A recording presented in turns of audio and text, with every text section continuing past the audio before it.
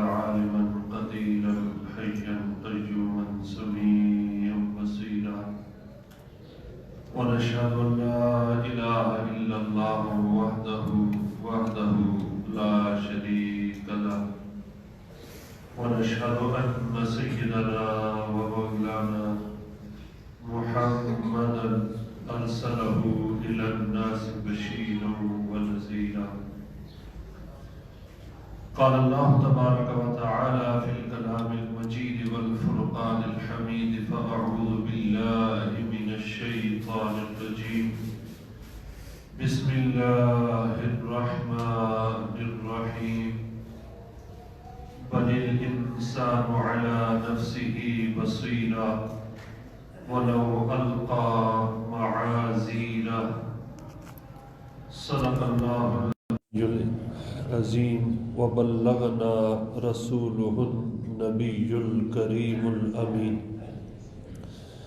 ونحن على ذلك لمن الشاهدين والشاكرين والحمد لله رب العالمين إن الله وملائكته يصلون على النبي يا أيها الذين آمنوا صلوا عليه وسلموا تسليما اللهم صل على سيدنا ومولانا محمد وعلى آل سيدنا ومولانا محمد وبارك وسلم وصل عليه الصلاة والسلام عليك يا سيدي يا رسول الله الصلاة والسلام عليك يا سيدي يا حبيب الله الصلاة والسلام عليك يا شفيع المذنبين وعلى آلك وأصحابك يا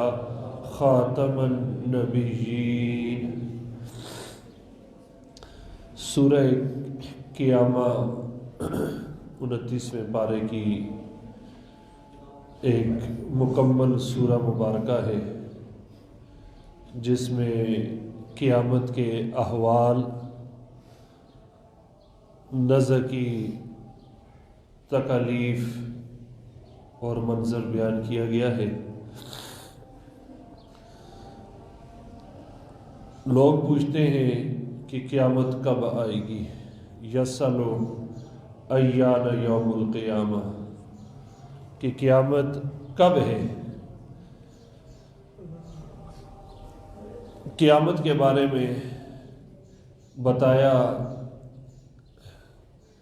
کہ قیامت ہو کر رہے گی، یقینی ہے،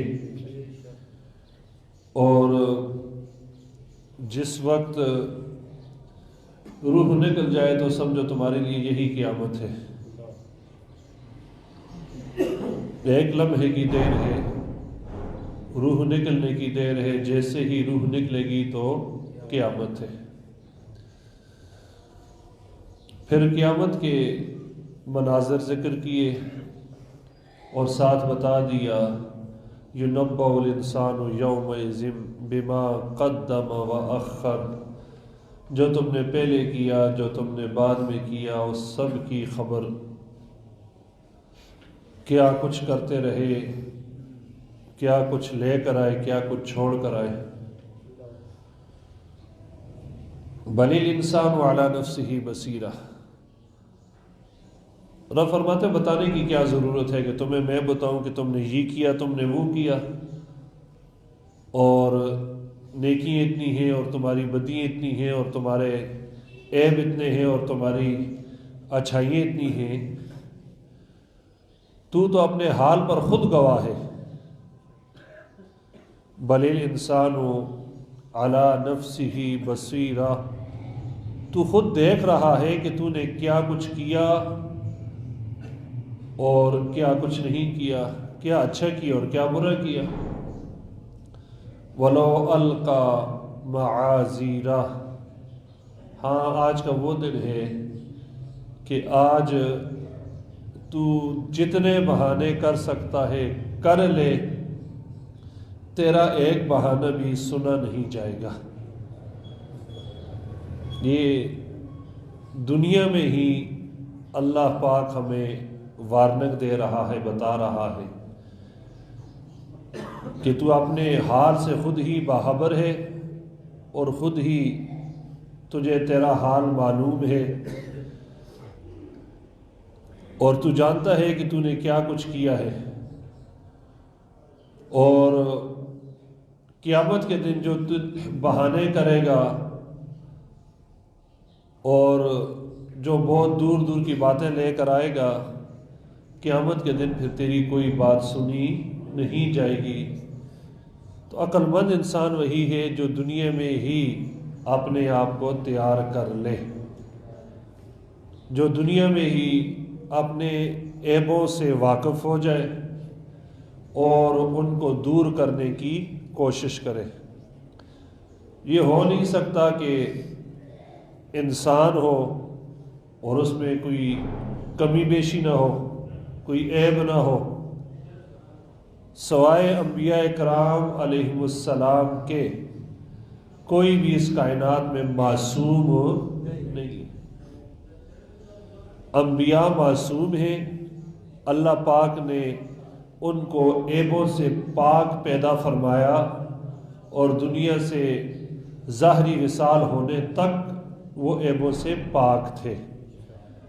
باقی رہے صحابہ، اولیاء کرام، اللہ پاک نے ان کو محفوظ بنایا کہ وہ محفوظ ہوتے ہیں، معصوم نہیں ہوتے۔ یہ اہل سنت کا عقیدہ ہے۔ تو انسان میں عیب تو ہے، اب کرنا کیا ہے؟ ہم نے اپنے عیبوں کو دور کرنا ہے۔ ہر شخص یہ سمجھتے ہیں کہ میں عقل کامل ہوں اور میں ہی صحیح ہوں اور میرے اندر کوئی عیب نہیں، اگر ہے بھی تو چھوٹا موٹا ہے۔ یہ جو سامنے والے ہیں سارے گناہگار ہیں، بدکار ہیں، یہ برے ہیں، یہ عاصی ہیں، یہ نافرمان ہیں۔ تو اس چیز کو دور کرنا ہوگا۔ آقا کریم صلی اللہ علیہ وسلم نے ارشاد فرمایا، طوبیٰ لمن شغل عیبہ عن عیوب الناس او کما قال، خوشخبری ہے اس انسان کے لیے جس کو اپنے عیبوں نے مشغول رکھا، وہ اپنے عیبوں کو دیکھتا رہا اور ان کو دور کرنے کی کوشش کرتا رہا، اور لوگوں کے عیبوں کی طرف اس کا دھیان، اس کی نظر نہیں گئی۔ یہاں معاملہ یہ ہے کہ ہم دوسروں کے عیب گنتے ہیں، بتلاتے ہیں، دیکھتے ہیں، اور اپنے عیبوں کا ہمیں خیال ہی نہیں ہے۔ پھر ایسی صورت کہ جب ہم یہ دیکھتے ہیں کہ دوسرے چھوٹا سا بھی کوئی غلط کام کرے ہمیں بہت بڑا نظر آتا ہے، اور اپنا بڑے سے بڑا غلط کام ہمیں یا تو نظر آتا ہی نہیں، اگر نظر آئے بھی تو ہم کہتے ہیں کوئی بات نہیں، یہ تو ہوتا رہتا ہے، پھر یہ تو زمانہ ہے، چلتا رہتا ہے۔ اللہ تبارک و تعالی جب اپنے بندے سے راضی ہوتا ہے تو اس کی نشانی کیا ہے؟ وہ مالک الملک جب اپنے بندے سے راضی ہوتا ہے اس کی نشانی یہ ہے کہ اللہ پاک اس کے عیبوں کو اس کے سامنے رکھ دیتا ہے۔ وہ جب اپنے عیب دیکھتا ہے پھر اللہ اسے یہ توفیق عطا فرماتا ہے کہ وہ اپنے عیبوں کو دور کرتا ہے۔ اور جب اللہ پاک کسی بندے سے ناراض ہوتا ہے تو اس کی نشانی اور علامت یہ ہے کہ اس کے عیب اس سے پوشیدہ ہو جاتے ہیں، اور اس کے عیب اس پر مزین کر دیے جاتے ہیں، خوبصورت بنا دیے جاتے ہیں۔ اور آپ یہ اکثر دیکھتے ہیں کہ وہ بندہ پھر دلیلیں دیتے، نہیں میں نے تو یہ اس لیے کیا ہے کہ یہ فلاں ایسے ہے، اور یہ اس لیے کیے ہے کہ تاکہ اب وہ ان کا وکیل بن گیا ہے اپنے عیبوں پر۔ تو یہ اللہ کی ناراضگی ہوتی ہے کہ اسے اپنے عیب نظر بھی نہیں آتے اور خوبصورت بھی لگتے ہیں۔ اور جب اس کی یہ صورتحال ہوتی ہے پھر وہ عیب در عیب در عیب اللہ سے دوری اس کا مقدر بن جاتی ہے، اور پھر وہ اسی حال میں عیبوں میں لت پت دنیا سے چلا جاتا ہے۔ اس کی نگاہ ہمیشہ دوسروں کے عیبوں پر ہوتی ہے کہ فلاں نے یہ کر لیا، فلاں نے یہ کر لیا، فلاں نے ایسے کر لیا۔ اب اس سے خود اس کے بارے میں پوچھا جائے، پہلے تو اس کا غصہ سنبھالنا نہیں ہوگا، پہلے اس کی عقل سنبھالنی نہیں ہوگی، اور اگر کسی ایسے نے پوچھ لیا کہ اس نے جواب دینا ہے تو پھر وہ اپنا وکیل بن جائے گا۔ یہ تو دستور دنیا ہے، یہ تو معاشرے کے معاملات ہیں، یہ آج کل چلتا ہے، اگر اتنا نہ کریں گے تو کھائیں گے کہاں سے، اگر ایسا نہیں ہوگا تو پھر جئیں گے کیسے؟ جبکہ دوسرے کے بارے میں اس کی نگاہیں بڑی تیز ہوتی ہیں۔ یہ کیسے پتہ چلے گا کہ ہمارے اندر عیب ہے؟ اب یہ بھی تو بڑی بات ہے، یہ کیسے پتہ چلے گا کہ ہمارے اندر عیب ہے؟ نمبر 1، اللہ راضی ہو جائے۔ اللہ پاک عیبوں کو ایسے دکھاتا ہے جیسے آئینے کے سامنے ہم اپنی شکل دیکھتے ہیں۔ سمجھ آ گئی؟ اللہ راضی ہو جائے یعنی اللہ کو راضی کرے، عیب نظر آ جائیں گے۔ اللہ کو راضی کرے تو عیب نظر آ جائیں گے، جیسے آئینے میں اپنی شکل نظر آتی ہے، ہم دیکھتے ہیں یہ آئینہ ہے، اپنی شکل ہے، تو ہم دیکھ کر پھر بنتے سنورتے ہیں اور بناؤ سنگار کرتے ہیں، کیونکہ ہمیں سب کچھ نظر آ رہا ہے کہ کیسے ہم نے لگنا ہے، کیسے ہم خوبصورت لگیں گے۔ ایسے ہی جب اللہ راضی ہو جاتا ہے تو بندے کے عیبوں کو اس کے سامنے کر دیتا ہے۔ اب بندہ کبھی دائیں سے، کبھی بائیں سے، کبھی اوپر سے، کبھی نیچے سے، کبھی آگے سے، کبھی پیچھے سے، کبھی ظاہر، کبھی باطن، کبھی پوشیدگی، کبھی خلوت، کبھی جلوت، کبھی راہ، کبھی گھر، کبھی اپنی نوکری، کبھی مسافرت، کبھی خضر، کبھی سفر۔ یہ جو عیب اس کو لاحق ہوتے ہیں وہ ان کو دور کرنے کی کوشش شروع کر دیتا ہے۔ بعض اوقات یہ ہوتا ہے کہ رب بتاتا ہے، ہمیں سمجھ نہیں آتی، ظلمتیں ہیں دنیا کی، رب بتاتا ہے، ہمیں سمجھ نہیں آتی کہ یہ ہمارا عیب ہے۔ اس کے لیے اللہ پاک ہمیں ایسے علماء عطا فرماتا ہے جو ہمیں ہمارے عیبوں پر آگاہ کرتے ہیں۔ وہ کہتے ہیں یہ بات غلط ہے، یہ ایسا نہیں ہونا چاہیے، یہ تم غلط کر رہے ہو، یہ تمہاری غلطی ہے، اس کو چھوڑ دو، یہ گناہ کی طرف، یہ معصیت کی طرف تمہیں لے جاتا ہے، اس سے باز آ جاؤ۔ آپ نے اکثر دیکھا ہوگا ہر محلے میں، ہر علاقے میں ایک طبقہ علماء کے یا اولیاء کے یا بزرگان دین کے خلاف ہوتا ہے۔ وجہ کیا ہوتی ہے؟ اب اگر کوئی امام اعظم ابو حنیفہ کے مخالف تھا تو ان کی زمینوں کے حصہ مانگ رہا تھا، یا ان سے کوئی پیسے مانگ رہے تھے امام اعظم، آپ کو جو جیل میں ڈالا گیا اور زہر دے کر آپ کو شہید کیا گیا۔ امام احمد بن حنبل کو کوڑے مارے گئے، امام شافعی کو نکالا گیا علاقے سے، امام بخاری کو اپنے شہر میں آنے کی اجازت نہیں تھی، مسافرت کی زندگی گزاری آپ نے، خود نبی پاک کو مکے سے نکلنے پر مجبور کیا گیا بظاہر، پھر مدینے میں بھی منافقین کا سامنا کرنا پڑا، طرح طرح کی اذیتیں، تکلیفیں، مکے میں جسمانی تھی تو مدینے میں پھر روحانی اور قلبی اذیتیں دی گئیں۔ یہ وجہ کیا تھی؟ یہ وجہ یہ تھی کہ جب بھی حق بات کرو گے تو اس کی مخالفت کا سامنا کرنا پڑے گا۔ ایسا ہو نہیں سکتا کہ عالم ہو اور ہاں میں ہاں ملائے، ایسا ہو نہیں سکتا کہ عالم ہو اور حق بات نہ کہے۔ تبھی تو ہر دور کی حکومت، عباسی دیکھیں، بنو امیہ کو دیکھیں، اس کے بعد آج تک دیکھیں، اگر وہ ڈرتی ہے تو علماء سے ڈرتی ہے۔ نہ ہی ایبوں پر یہ کمپرومائز کرتے ہیں، نہ ہی کمزوریوں پر کمپرومائز کرتے ہیں، نہ ہی کسی کے معاملات میں کمپرومائز کرتے ہیں۔ یہ الگ بات ہے کہ چند ایسے بھی ہوتے ہیں جو ابن الوقت ہوتے ہیں، وہ حاکم وقت سے جا کر ملتے ہیں، ان کی ہاں میں ہاں ملاتے ہیں، ان کے غلط کو صحیح کہتے ہیں اور تعویلیں پیش کرتے ہیں۔ یہ شروع سے ہوتا آیا، لیکن اگر ان چند دانوں کی وجہ سے پورے علماء پر حرف نہیں آئے گا۔ وہ آپ کو بتائیں کہ یہ غلط ہے، یہ صحیح ہے، اس کو صحیح کریں، اس کی ضرورت ہے۔ لوگ مخالفت کریں گے، لوگ نکتہ چینیاں کریں گے، لوگ مذاق اڑائیں گے، لوگ ٹھٹھا کریں گے، لیکن وہ اپنی بات سے پھریں گے نہیں، وہ اپنی بات سے ہٹیں گے نہیں، وہ غلط کو غلط کہنے کی ہمت کرتے ہیں، صحیح کو صحیح کہتے ہیں، چاہے سامنے والا کتنا ہی بڑا یا طاقتور یا صاحب اختیار کیوں نہ ہو۔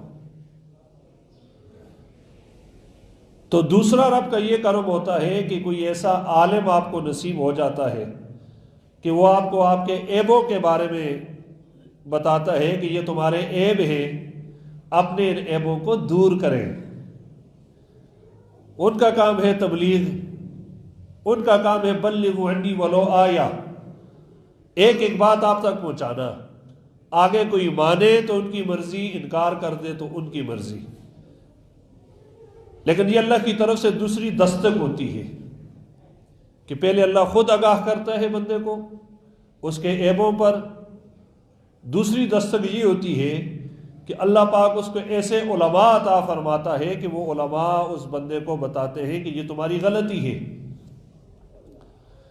تیسری دستک رب تعالیٰ کی طرف سے اللہ تبارک و تعالی اس بندے کو ایسے دوست عطا فرماتا ہے جو تنہائی میں اس کی اصلاح کرتے ہیں۔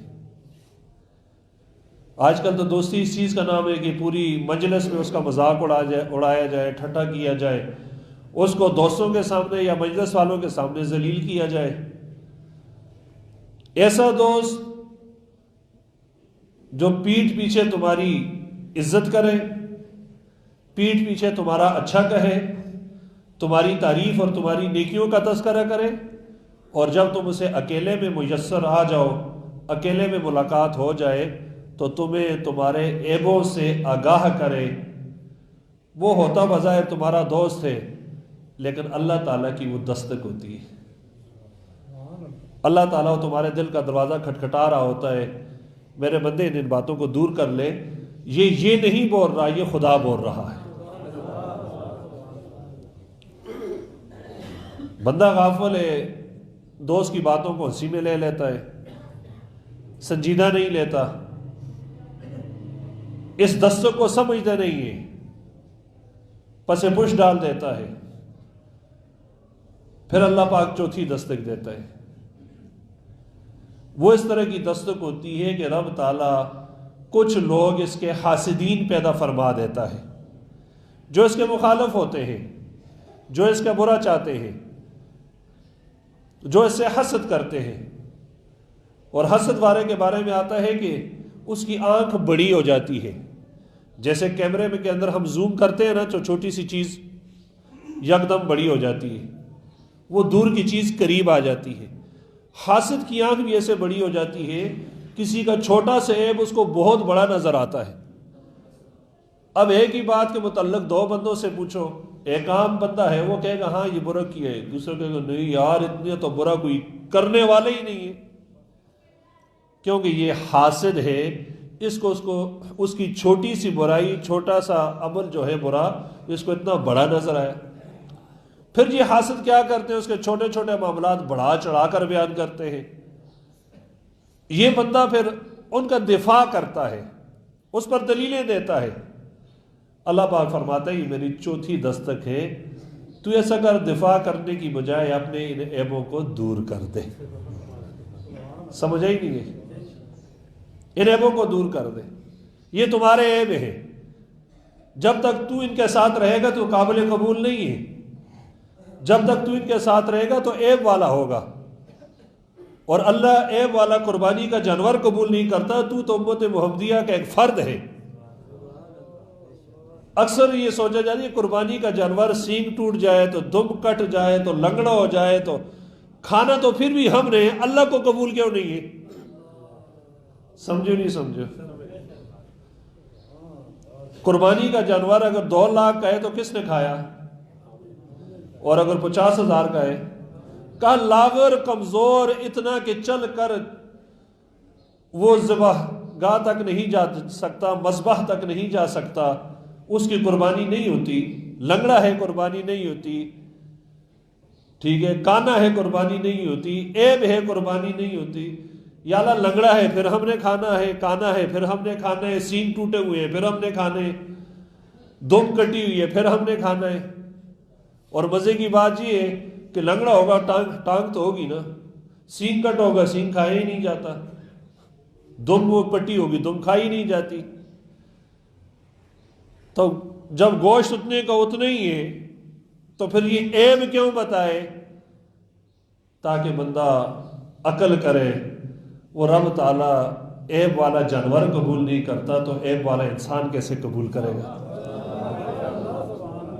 بل الانسان علی نفسہ بصیرہ، انسان اپنے حال پر پورا واقف ہے، وہ جانتا ہے کہ میں کیا ہوں۔ جو میرے عیب ہے نا، مجھے 100% یقین ہے کہ یہ عیب ہے، یہ غلطی ہے اور یہ برائی ہے، میں خاموش ہوں۔ اور سامنے والا کوئی عیب مجھے پتہ چلتا ہے یا کہیں سے نظر آتا ہے، اب اس کے بارے میں گمان ہے، ایک ظن ہے، تخمین ہے، کسی نے بلایا ویسے ہی ایک بات ہے، میں اپنے عیب کو 100% یقین کے باوجود چھوڑ دیتا ہوں، اگلے کا عیب جو 1% یا 2% یا ایک گمان پر مشتمل ہے، میں اس کے پیچھے پڑ جاتا ہوں۔ حالانکہ ہونا یہ چاہیے جس بارے میں یقین ہو پہلے اس کے بارے میں بات کریں، جس کے بارے میں شک وہم گمان سا ہے اس کو چھوڑ دیں۔ اور دوسری بات یہ کہ جو جس کا عیب ہے وہ اس کا ہے، یہ تمہارا ہے، تم اپنے کے ذمہ دار ہو۔ ہم نے اپنے عیبوں کو چھوڑ دیا، دوسرے کے عیبوں پر نظر ڈالنی شروع کر دی۔ بزرگان دین فرماتے ہیں اس کا نقصان یہ ہوتا ہے جب بندہ دوسروں کے عیبوں کے پیچھے لگ جاتا ہے کہ فلاں نے یہ کیا، فلاں نے یہ کیا، فلاں نے یہ کیا، اللہ پاک اسے یہ سزا دیتا ہے کہ اس کے اپنے عیب اس سے پوشیدہ ہو جاتے ہیں۔ آپ اکثر ایسے لوگوں کو دیکھیں گے جو بڑے عیب جو ہوتے ہیں، بڑے نکتہ چین ہوتے ہیں، دوسروں کے بارے میں بڑی باتیں کرتے ہیں، اور اگر حقیقت دیکھی جائے کہ ان کا اپنا حال اتنا برا ہوتا ہے کہ وہ 100 بروں کے مقابلے میں ایک ہوں گے، لیکن اپنا وہ کہیں گے ہم تو بڑے حجی، ہم تو بڑے نمازی، ہم تو واہ جی واہ، ہماری کیا بات ہے۔ یہ رب کی طرف سے ایک سزا ہوتی ہے انہیں، جو اللہ کے بندوں پر کسی قسم کی نگاہ رکھتے ہیں، ان پر عیب نکالتے ہیں، اللہ اس بندے کے اپنے عیبوں کو اس پر پوشیدہ کر دیتا ہے، اور انہی عیبوں کے ساتھ وہ جیتا ہے، انہی عیبوں کے ساتھ اس کو موت آتی ہے، انہی عیبوں کے ساتھ رب کے حضور جب پیش ہوگا تو رب تعالیٰ فرمائے گا یُنَبَّأُ الْإِنسَانُ يَوْمَئِذٍ بِمَا قَدَّمَ وَأَخَّرَ، آؤ آج میں بتاتا ہوں تو کر کے کیا آیا ہے اور چھوڑ کر کے آیا ہے۔ تو میرے بندوں کے عیب دیکھتا تھا۔ بَلِ الْإِنسَانُ عَلَىٰ نَفْسِهِ بَصِيرًا، مجھے بتانے کی کیا ضرورت ہے، تجھے خود معلوم ہے تو نے کیا کیا ہے اور چھوڑا کیا ہے۔ وَلَوْ أَلْقَىٰ مَعَاذِيرًا، آج جتنے بہانے تراشنے ہیں تراش لے، جو بہانے بنانے ہیں بنا لے، تیرا ایک بہانہ آج سنا نہیں جائے گا۔ خود اندازہ لگا، کتنی بڑی بات ہے۔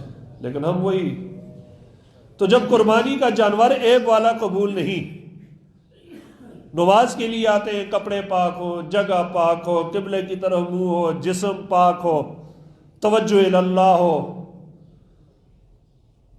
اور کھڑے ہو جائیں، کوئی ادات شرائط پیش کی، بتانا یہ مقصود ہے کہ ایسی نماز ہو جو میری مرضی کے مطابق ہو. میرے بندے تیری مرضی نہیں چلے گی، تیری مرضی. یا اللہ اگر ہم 100 روپے کا پاک سوٹ پہنے اور 1 لاکھ کا ناپاک پہنے پھر تو نماز ہو جانی چاہیے. 1,00,000 اور 100. رب نے فرمایا نہیں، یہ تیری مرضی ہے، یہ میری مرضی. یہی تو عیب ہے ہمارا، اللہ کی مرضی کے سامنے اپنی مرضی چلاتے ہیں. جہاں میری مرضی آئے گی وہاں تیری مرضی نہیں آئے گی. اپنی مرضیوں کو، اپنی خواہشوں کو، اپنے دلی معاملات کو رب کی مرضی کے سامنے ختم کر دینا، چھوڑ دینا، ایک قدم پیچھے ہٹ جانا، اس کا نام ہے اسلام. سر کو جھکانے کا نام. جب اسلام لے آئے تو اب تمہاری مرضی کس چیز کی؟ بندہ کہے یا اللہ میں روزے ضرور رکھوں گا رمضان کے، لیکن گرمیوں کے روزے ہیں تو 1 مہینے کے بجائے میں سردیوں کے 3 مہینے کے روزے رکھ لوں گا، تو چلے گا؟ سوال نہیں پیدا ہوتا. رمضان کے روزے میرے رب کی مرضی ہے تو باقی پورا سال رکھیں، یہ تمہاری اپنی مرضی ہے، رب نے پابند نہیں کی. صبح کی صرف 2 رکعتیں ہیں فرض، صرف 2 رکعتیں. بندہ کہے یا اللہ میں 10 بجے اٹھوں گا 50 رکعتیں پڑھ لوں گا، یہ 50 قبول ہے؟ تو وہ تو فرض ہے. ان سنتوں کے بارے میں فرمایا کہ یہ دنیا اور ما فیہا سے یہ 2 سنتیں فجر کی بہتر ہیں.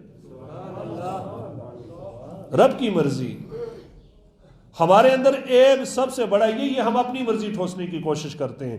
یہ ہونا چاہیے، یہ نہیں ہونا چاہیے، یہ ایسے ہو، یہ ویسے ہو. یار دین میں اتنی سختی نہیں ہے، یہ کہاں سے آ گئے، یہ مولویوں کے مسئلے ہیں، یہ فلاں نے ہم پر مسلط کر دیا. وجہ کیا ہوتی ہے کہ اس سے ہمارے کسی ذاتی معاملے میں گڑبڑ ہو رہی ہوتی ہے. بینک میں جائیں تو سود والے مصر ہیں کہ یہ تو ان کے اپنے بنائے ہوئے ہیں. پولیس کے پاس جائیں تو رشوت پر مصر ہیں. دکاندار پر جائیں تو ذخیرہ دوزی پر مصر ہیں. اچھے برے کو ملاوٹ کرنے پر مصر ہیں. کسی طبقے میں بھی جائیں وہ اپنے حصے کی اچھائی مانگتا ہے کہ اس میں مجھے رعایت دے دی جائے، باقی کر لوں گا. تو بھائی پھر اسلام کس کا نام ہے؟ اسی عیب کو ہم نے ختم کرنا ہے. یہ ہمارے عیب ہیں. ہر بندہ دوسرے، یہ پولیس والا بڑا رشوت خور ہے جی، بہت رشوت کھاتا ہے. اور پولیس والا کہے گا یہ بینک والے سارے سودی کاروبار کرتے ہیں. بینک والا کہے گا یہ دکاندار جو ذخیرہ اندوزی کرتے ہیں، ملاوٹ کرتے ہیں. دودھ والا پانی ملاتا ہے، پاؤڈر ملا کر بیچتا ہے. اب ہر ایک دوسرے کے عیبوں میں لگا ہے، اپنے عیبوں کی کسی کو خبر ہی نہیں، پتہ ہی نہیں کہ میں کیا کر رہا ہوں. رب نے تو یہ فرما دیا المومن مرآۃ المومن. مومن کا، میرے آقا نے فرمایا مومن کا، اسے مومن کے اندر اپنا آپ نظر آتا ہے. اور آئینہ کبھی جھوٹ تو مومن کبھی جھوٹ نہیں بولتا. آئینہ تمہارے عیب تمہیں صاف کھل کر بتائے گا. تمہاری آنکھ چھوٹی ہے، تمہارا ناک لمبا ہے، تمہاری مونچھ بڑی ہوئی ہے، تمہارے منہ پر نشان ہے، تمہارے بال بڑے ہیں، تمہاری داڑھی اتنی ہے، تمہارا چہرہ خوبصورت ہے، بدصورت ہے، آنکھیں چھوٹی ہیں، موٹی ہیں. وہ ایک ایک چیز تمہیں بتائے گا. ایسا ہے یا نہیں؟ کبھی آئینے نے جھوٹ بولا ہے؟ تو مومن جب تمہیں بتائے گا تو وہ جھوٹ. اچھا آئینہ کسی کے سامنے نہیں بتاتا یا سب کے سامنے بتاتا ہے؟ آئینے جب تم دیکھتے ہو تو تمہیں بتاتا ہے کہ میرے بھائی یہ چیزیں ان کو دور کر لو. مومن بھی تمہیں خود بتائے گا، الگ سے سب کے سامنے بتائے گا. آئینہ رسوا نہیں کرتا، مومن بھی رسوا نہیں کرتا. آئینہ بار بار بتائے گا. جب تک اس عیب کو دور نہیں کرو گے آئینہ بتاتا رہے گا. اور مومن بھی تمہیں بتاتا رہے گا جب تک اس عیب کو دور نہیں کرو گے. یہ مومن کا آئینہ ہے. آئینہ تمہیں کھل کر بتائے گا یہ چیز ایسے، یہ چیز ایسے. نہیں دور کی دوبارہ پھر بتائے گا، تیسری بار پھر بتائے گا. آئینہ غصہ نہیں کرے گا. اور جو مومن آپ کو اخلاص کے ساتھ سمجھائے گا، جو آپ کا دوست ہے، وہ بھی آپ پر غصہ یا عداوت نہیں کرے گا. آپ کو بتائے گا میرے بھائی اس کو ٹھیک کر لے. یہ مومن مومن کا آئینہ ہے. آئینہ کبھی مذاق نہیں اڑائے گا، صرف تمہیں تمہاری وہ عیب والی چیز دکھائے گا کہ دیکھ تو اپنے سیب کو دور کر لے، تیری مونچھ یہاں سے بڑی ہوگی، تو اپنے سیب کو دور کر لے، تیرے منہ پر یہ نشان لگا ہوا ہے. اب نشان دور نہیں کیا، دوبارہ پھر آئے گا یہ نشان لگے دور کر لے، پھر نہیں کیا، پھر آئے گا، پھر وہ کہے گا یہ نشان دور کر لے. اب منہ دھو کر آ گیا ہے، اب آئینہ بتائے گا. جب تک وہ نشان تھا وہ بتاتا رہا، نشان ختم، اب آئینہ خاموش ہو گیا، اب پچھلی بات یاد نہیں کرے گا. مومن بھی عیب بتاتا ہے، جب عیب دور ہو گیا تو پچھلا عیب یاد، اور میں جانتا ہوں یہ پیچھے کیا کرتا رہا ہے، یہ مومن نہیں کہتا. ان عیبوں کو ہم نے دور کرنا ہے، ان کمزوریوں کو ہم نے دور کرنا ہے. اگر یہ عیب یہ کمزوریاں ہمارے اندر رہیں تو یاد رکھیں پھر نجات نہیں ہے. یہ جھوٹ ہمارا عیب ہے، چغلی ہمارا عیب ہے، غیبت ہمارا عیب ہے، سود ہمارا عیب ہے، رشوت ہمارا عیب ہے، شراب ہمارا عیب ہے. جن جن چیزوں سے رب نے روکا ہم کر رہے ہیں وہ عیب ہے، جن کو رب نے کرنے کا حکم دیا ہم نہیں کر رہے وہ عیب ہے. ہم کیوں نہیں سمجھتے ان باتوں کو؟ اللہ تو بار بار دستک دے رہا ہے، پہلے خود بتاتا ہے، بندہ نہیں سمجھتا. اللہ پھر علماء کے ذریعے بتلاتا ہے، بندہ نہیں سمجھتا. اللہ اچھا دوست دے دیتا ہے. اور قیامت والے دن بھی اللہ خلاء یومئذ بعضهم لبعض الا المتقین،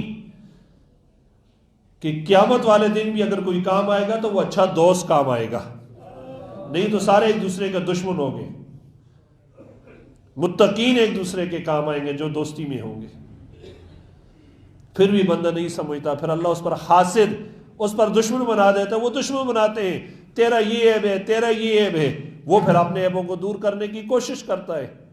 اب تو دشمنوں نے یہ بتا دیا یہ عیب ہے، اور دشمن تو وہ عیب بتاتا ہے جو بندے کی چھٹی نسل بھی نہیں، ساتویں نسل بھی نہیں بتا سکتی، کہ اپنی چھٹی حص نہیں بتا سکتی کہ کہاں کہاں سے، کیسے کیسے ہیں، کون کون سے ہیں.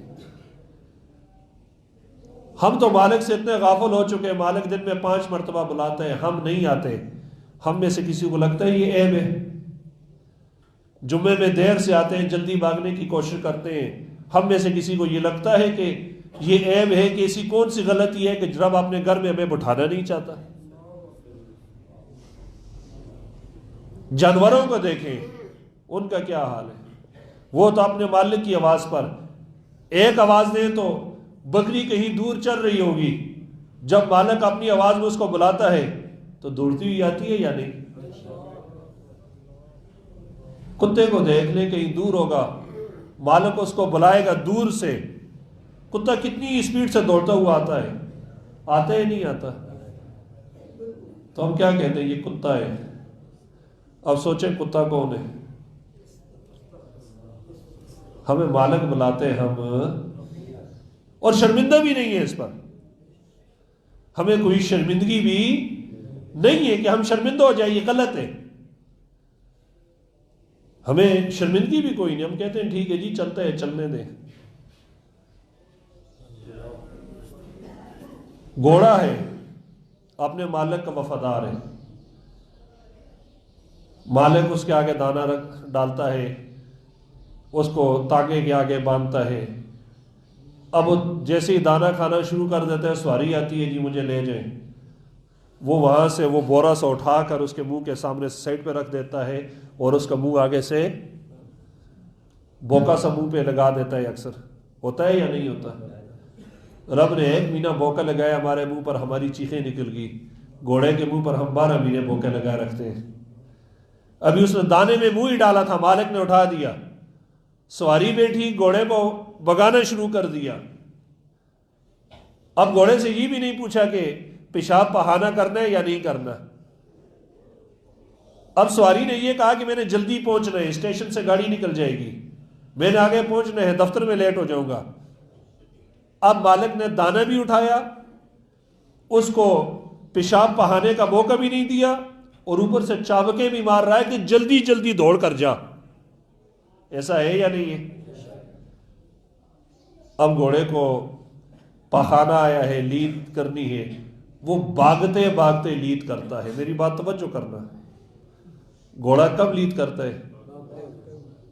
آپ لوگوں نے گھوڑا تو نہیں دیکھا نا؟ یہ تو اب 2-4 سال پہلے شیخ رشید نے ختم کیے، پہلے تو سب کچھ تھے. وہ بھاگتے بھاگتے لیڈ کرتا ہے نہیں کرتا؟ مالک کی فرما برداری میں بھی ہے، وہ لیڈ بھی کرتا جا رہا ہے اور بھاگ بھی رہا ہے. ہم پر تو یہ رب نے کرم کیا، ہمیں الگ سے موقع دیا ہے.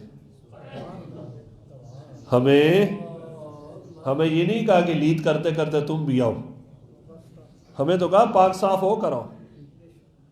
اور اوپر سے مالک ماری بھی جا رہا ہے، جلدی دوڑ جلدی دوڑ. وہ اور دوڑتا ہے، مالک کہتے اور دوڑ، وہ اور دوڑتا ہے. وہ شکوہ نہیں کرتا. اور شکوہ کیسے کرے کہ رب نے زبان دی ہے، بولنے کی قوت. جانوروں کی زبان ہوتی ہے نہیں ہوتی؟